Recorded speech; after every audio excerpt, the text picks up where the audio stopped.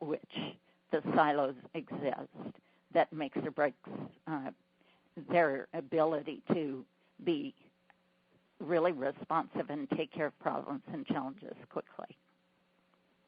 And listening to you, I can see that it would be critical for this goal of being a resilient organization has to be led by the leaders, but it can't just be led by the leaders because they, it has to be through the organization. It has to be in the hands of the employees who choose to do A rather than B, because A is going to make the organization stronger and B would be divisive. And, the leaders in organizations just can't be around to watch every interaction.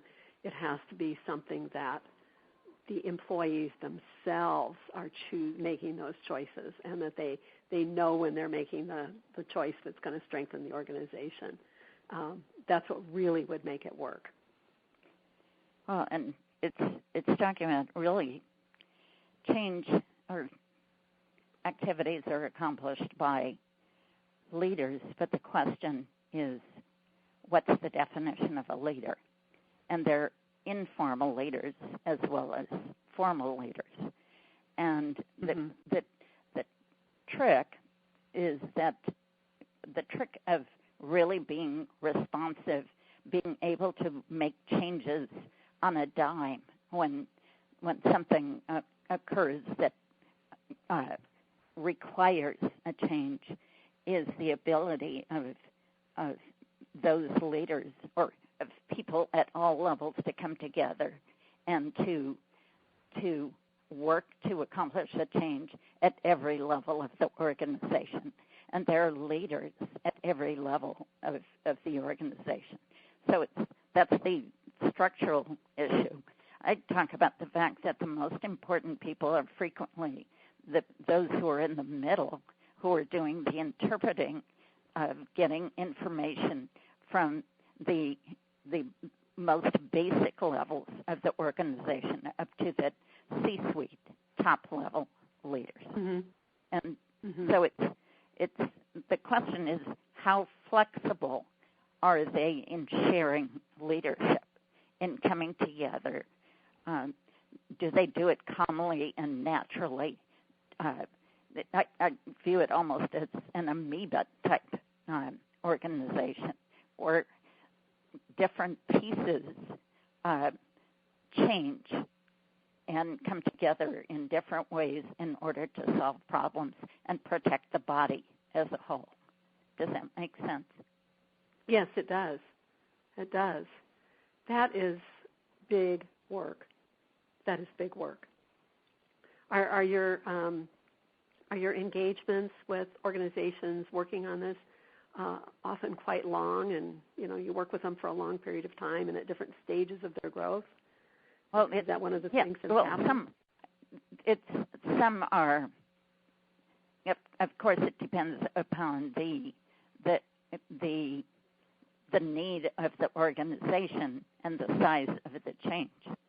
So some are very short, and others are over a level or over a period of time that's longer.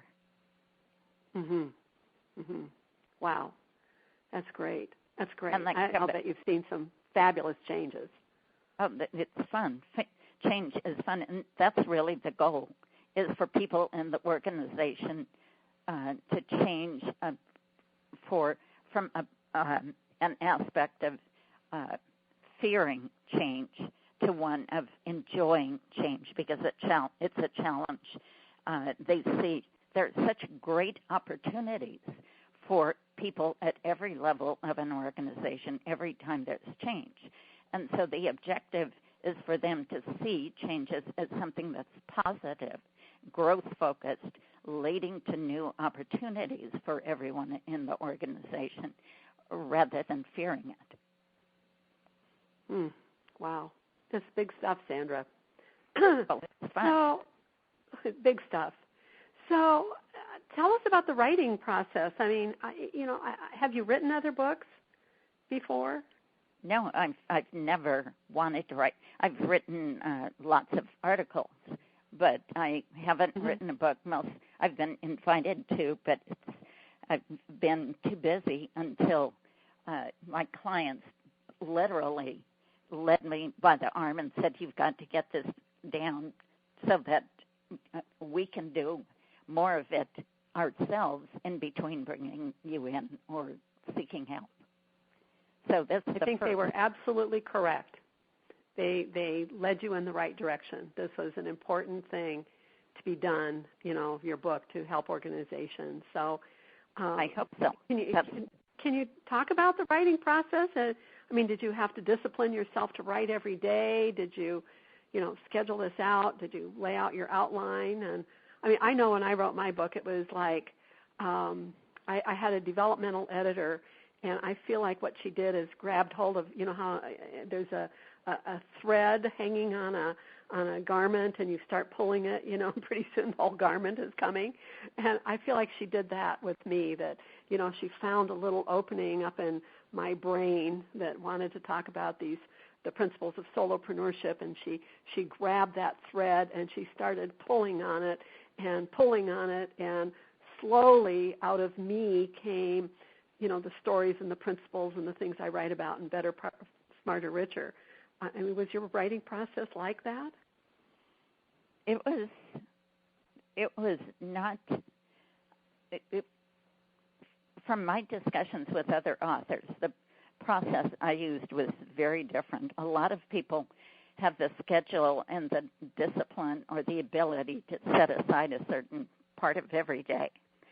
And it was the way it got started was with a friend of mine who is a professional and worked with some clients with me, who said, "You've got to do this." And I said, "I have no idea even what I do differently." So the whole process, she said, "I'm going to show you what you do. I'm going to interview you." And so we went.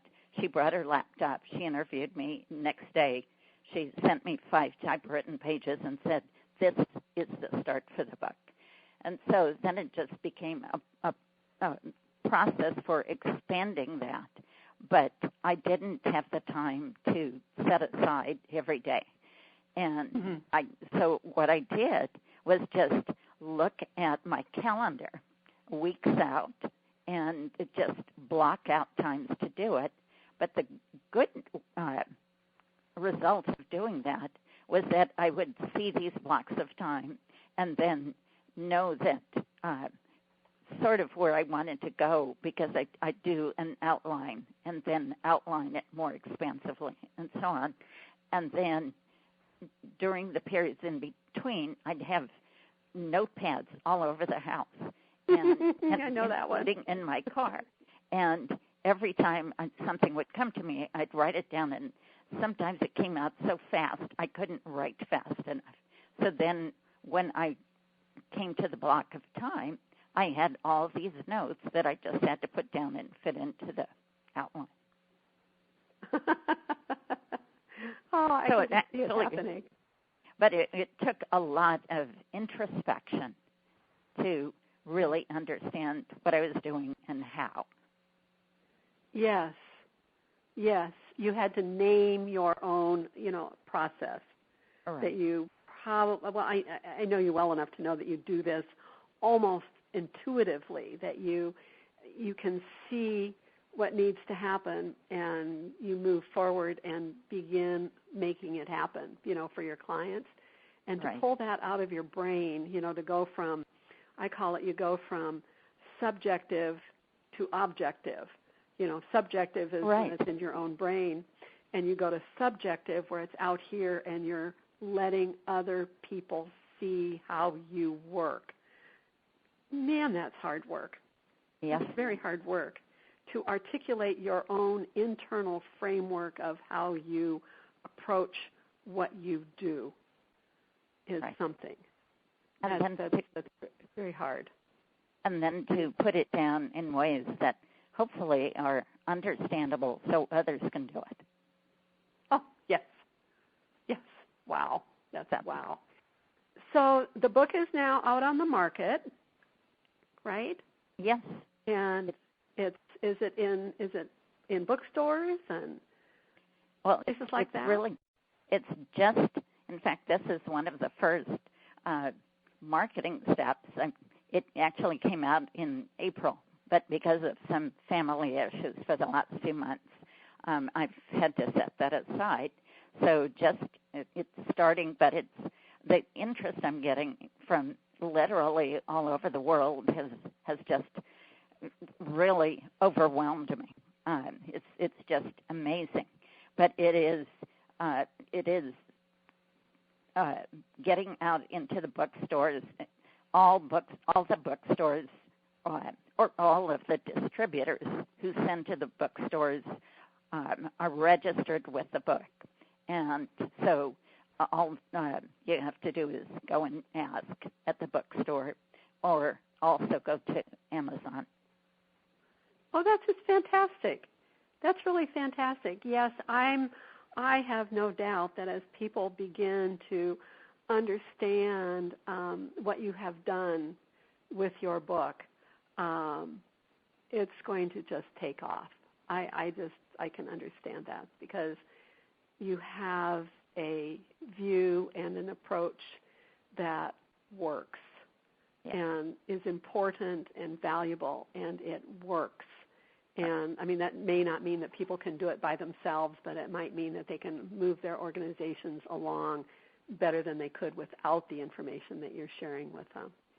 So we'll be eager to see that. I'll be able to announce I have been approached by a graduate school that wants to use the book as part of a course that I would teach at that university.